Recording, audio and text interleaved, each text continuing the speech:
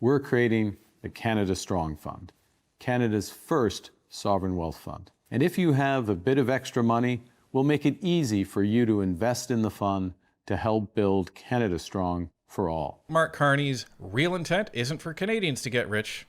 It's probably himself.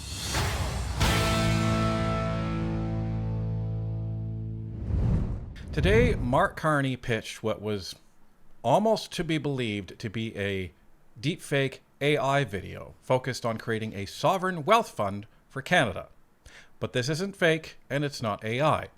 It is real. And he's enticing Canadians to take whatever extra money they have to potentially put it into this fund and they'll get rich. And we just want to remind everybody before the video starts, this is in no way financial advice. We are just talking about the mechanics of the fund. But what we can say is that I think Mark Carney's real intent isn't for Canadians to get rich. It's probably himself. Let's take a look. This is our country. It's your future, and we're building it together.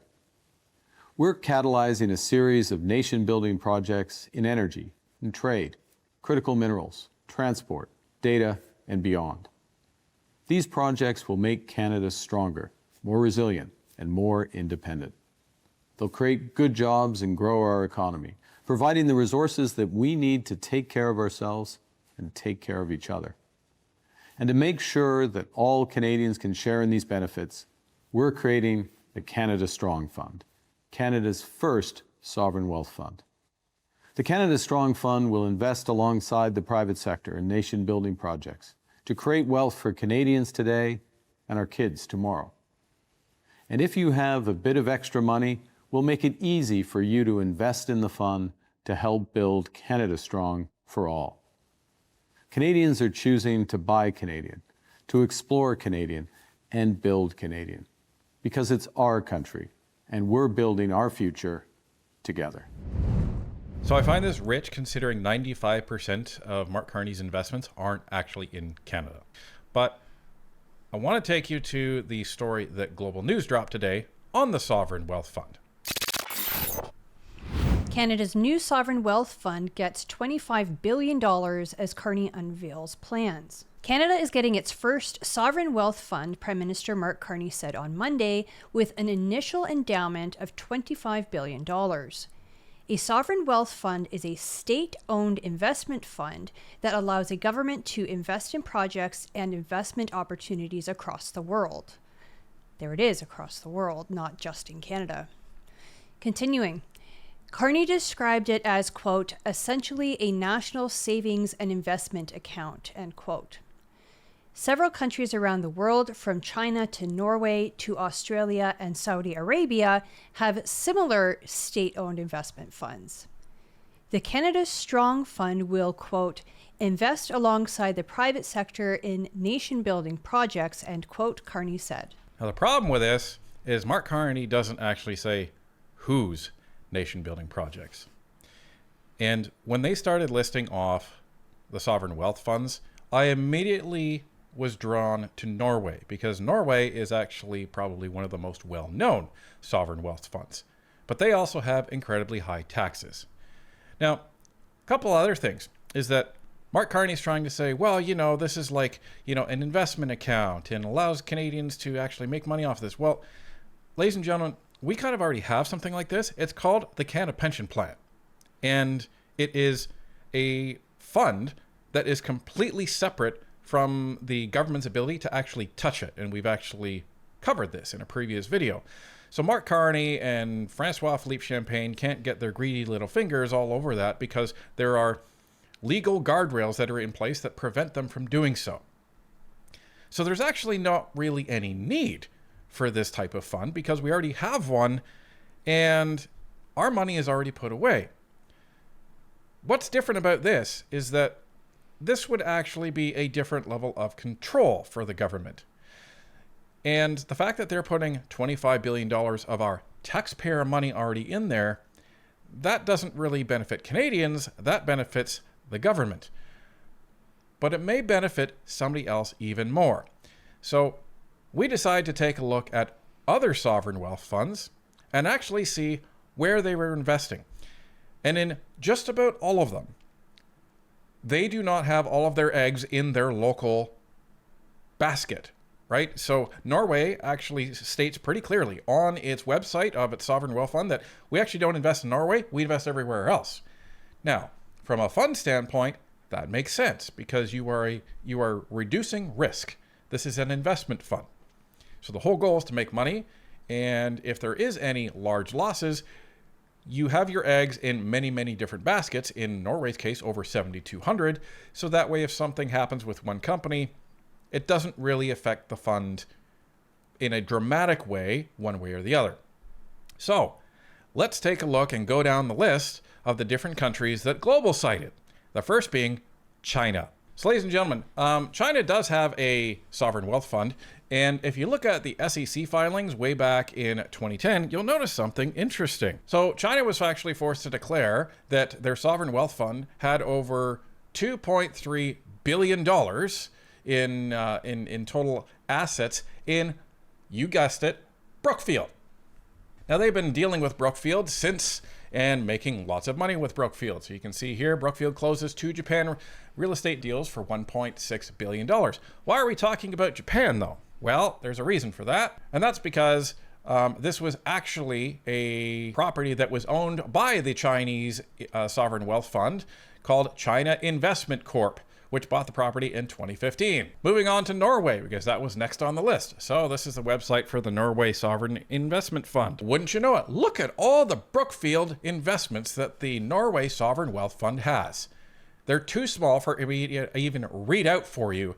Now, some of them they've since sunsetted. That's why there is a date of, say, 2008 on some of them. But a lot of these are still active, folks. This is Australia. Australia's is called Future Fund. Future Fund has many different investment managers, some of which include Brookfield Asset Management and Mark Carney's former employer, or should we say former, Goldman Sachs. Now here's another one. Now you won't see Brookfield here, but you do see Goldman Sachs, but there's one other one that I need to call your attention to, and that is Oaktree Capital Management. Why am I calling your attention to that? Well, there's a good reason for that too. Because Brookfield Asset Management actually acquired Oaktree Capital Management and now owns 61.2% of them. Next is Saudi Arabia, folks. So they have over $900 billion in assets under management, and they obviously have a very powerful portfolio. But you guessed it, Saudi Sovereign Wealth Fund announces $2 billion deal for new Brookfield Middle East platform.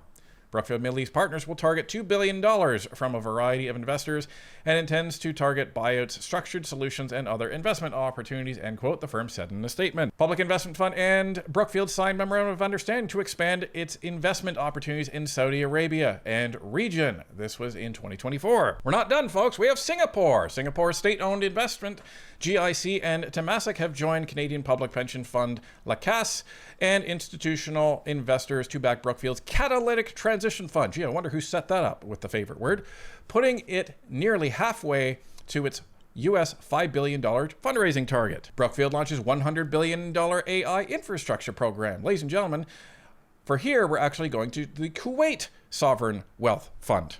Not to be outdone, we're going to be going over to Qatar next. Wasn't Carney there just recently for a $20 billion strategic investment? And this is also joining Qatar's Sovereign Wealth Fund. So as soon as I heard about this Sovereign Wealth Fund, this is where my mind went. Because it is a big problem when the Prime Minister of Canada is saying, hey, we're taking $25 billion of taxpayer money and this is what we're going to be doing with it. And by the way, Canadians, if you have a little extra money, give it to me. Yeah, it's essentially, if you want to pay more taxes, give it to me, and maybe there'll be a return on it. Well, and it's not even that. Like, Canadians can't even afford to buy groceries. No. We can't afford to buy gas. We can't afford to buy homes. And he's saying, any little extras that you have, like, this literally sounds like one of those deep fake AI investment scams. But it's not targeted, well, at least practically, it's not targeted to the middle class. It's targeted to the rich folks who stand to gain a lot. Because he's framing this as, well, we're going to be doing nation building projects in Canada, but sovereign wealth funds almost never, ever target all of their investment in the country of origin.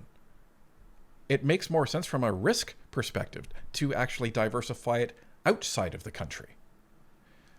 This is the big problem. Now, our original video today was going to be basically what we covered in our video last night on the live stream about the Conflict of Interest Act. But we are going to still include some of that because it's really, really important.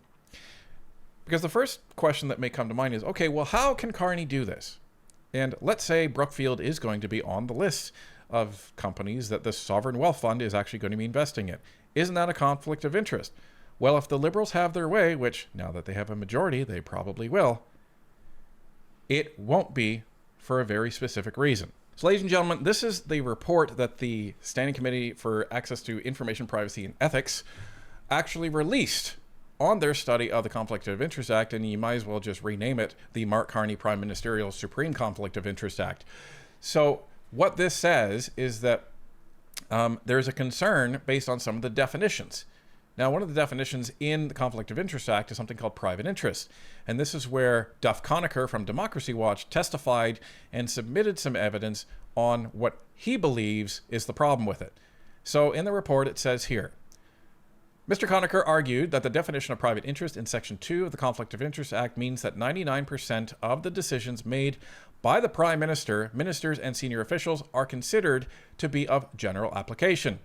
In other words, he is of the view that the Act's, quote, only applies 1% of the time to very specific decisions, end quote.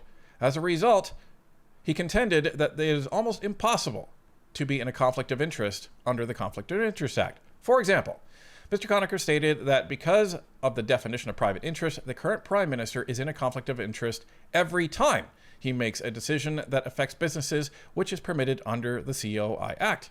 Quote, he is taking part in all sorts of decisions that affect Brookfield and other companies he's invested in, end quote. Mr. Conacher recommended prohibiting public office holders from participating in any decision-making process in which they have a financial interest, even where the decision is of general application. So, this is what the Conflict of Interest Act essentially says. If you are potentially in a conflict of interest because you have an investment in Brookfield, and the government is going to be making a decision based on how to use taxpayer funds, and Brookfield might benefit, if it's only Brookfield, you are in a conflict of interest. But if it's a whole stock portfolio? Yes. So let's say in this case, they're going to say, well, the Sovereign Wealth Fund is considering investing in Brookfield, but also 15 other companies, and the Prime Minister isn't having a stake in those other companies. Then what the Conflict of Interest Act says is, well, that's part of a broad class now, and it is of general application. So therefore, Mr. Carney would not be in a conflict of interest. But Ryan, Mark Carney does not actually have a stake in Brookfield. But he does. He does. And he's declared it so. We know that he has stock options. We know that he has a fund that is managed by Brookfield that has all of his money in there. Now, he refuses to say what is in that fund.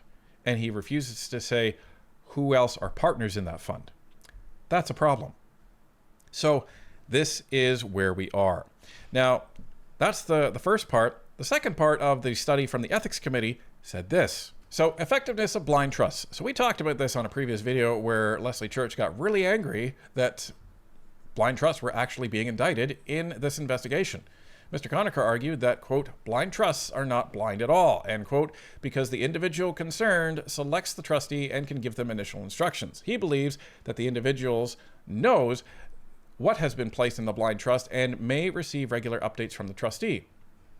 The quote-unquote initial instructions referenced by Mr. Conacher are, quote, general investment instructions, end quote, that may be included in a blind trust instrument under Section 27.5 of the COI Act. But the argument that he makes is that any modifications that the trustee makes are going to be in well-known large companies. And Mr. Carney knows that Brookfield is going to be one of his investments. And he also knows that the trustee isn't going to be making any changes to Brookfield. That's for darn sure. So he knows full well what is in that portfolio. And he knows full well that if any investment from the government of Canada ends up landing in Brookfield, he's going to benefit not only from the stocks, but his stock options. Right. And I had said this to Michael Barrett back before the election, that Canadians could be voting for a man that we don't know if we're going to make him richer. And now it seems like we're finding out, because if Brookfield is part of this sovereign wealth fund, if Canada is investing in Brookfield, it is going to benefit Mark Carney. Right. And it's going to benefit anybody else that has been investing in Brookfield. And it's just kind of weird that some of the main countries that Mark Carney has been traveling to have sovereign wealth funds, right? And they are all invested in Brookfield. So that's a bit strange. Brookfield, and you can't blame them, just as a business practice, you can't blame them going to all of these countries saying, hey, they have sovereign wealth funds, so they're looking to invest. Why don't you invest in us? Sure, that's fine. Like, that's what Brookfield is supposed to do. They're supposed to make money. But we're not indicting Brookfield here. We're indicting the man who's leading our country, that is supposed to be making decisions that are to benefit Canadians, not himself or his business buddies. Well, and it seems very strange to me, at least, that the Liberals have their majority now. So the Conservatives and the Bloc and the NDP cannot team up and outvote them on any bill or any motion or anything in the House. But also they're trying to seek the majority in the standing committees, but especially the oversight committees. And those three committees are the ones that keep our government in check. So if they do get that majority in ethics, in OGO, and in public accounts, the Liberals can shut down any investigation into whether or not Mark Carney is benefiting from this sovereign wealth fund, whether any of the ministers or any of the other Liberal MPs are benefiting. And the Liberals would have the ability to prevent the opposition parties from requesting any documents whatsoever to actually detail how the sovereign wealth fund is actually invested. And that's not democracy. They're taking $25 billion of our tax dollars and investing it in this fund. Canadians deserve to know the specifics. Right. And I want to take you to John Brassard, who raised this exact concern. And it's really ironic because he did this just last week. And here we are on Monday morning with an announcement of a sovereign wealth fund that we may not even know where that money is going. The proportionality of what's happened now in this transactional nature of a majority government, where we've seen floor crossers, in fact, give the government a majority, that means that there's just over 50% of the seats right now, which, again, should be reflective on those committees. But what the Liberals are proposing with motion number 9 is to, in fact, give themselves 58% of representation on those committees, ensuring that nothing that the opposition wants to do at those committees will actually happen. There will be no summoning of documents. There will be no appearance by witnesses. There will be no studies on things that happen as a result of scandals within this government that will ever see the light of day, Mr. Speaker. And that is what is most troubling to me. The other thing that's been troubling, and I've seen a pattern of this over the 10+ years that I've been here, and I think it speaks to the importance of what's needed in this country. If we don't have any accountability, and we don't have the type of transparency that Parliament is going to be able to provide at this point, Mr. Speaker, especially given the work that committees are charged with, it seems like we've turned into a country that we are the only country in the world, in liberalized democracies around the world, where the opposition party is held to a greater account than the government by the media.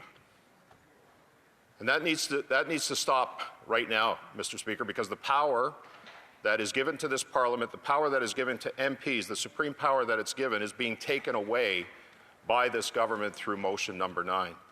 And it's a sad indictment on where we are with respect to oversight and accountability and transparency when there are YouTubers who are finding out more about what's happening within the Liberal government and the scandals and the connections of well-connected insiders, lobbyists, family members, when YouTubers are researching this stuff and finding this stuff out, that's a sad indictment on where we are with respect to media accountability in this country and holding the opposition to greater account than they do to the government party. And so with all that's happening with Motion 9, I want to send a message because it's going to become increasingly important for the media if this passes without amendment on the oversight committees. Do your goddamn jobs. Ladies and gentlemen, John Brassard, chair of the Ethics Committee. And he's right. He's absolutely right. Because if the mainstream media was doing their job, we would not be sitting here in front of you right now. We wouldn't need to. Right. And this is the problem. And this is where, I salute every single other person that is part of the independent media out there that is working tirelessly on many different facets about this government to show Canadians what's actually going on. Because that's the trouble. This is not a single YouTuber issue because nobody has the bandwidth and the time and the resources to look at everything. And this is why the whole independent media landscape has become so important. So hats off to everybody out there that is trying to do what they can to expose what is going on in this government. So this is the deal right here. Well, and furthermore, if Motion 9 goes through Parliament unamended, then the opposition parties are effectively going to be neutered. They're not going to be able to do anything. They are not going to be able to compel documents in committee. They are not going to be able to dig into what the government is doing, and Canadians will be left in the dark. And that's why we here at Northern Perspective are going to keep working and keep digging and make sure that we get the truth for Canadians.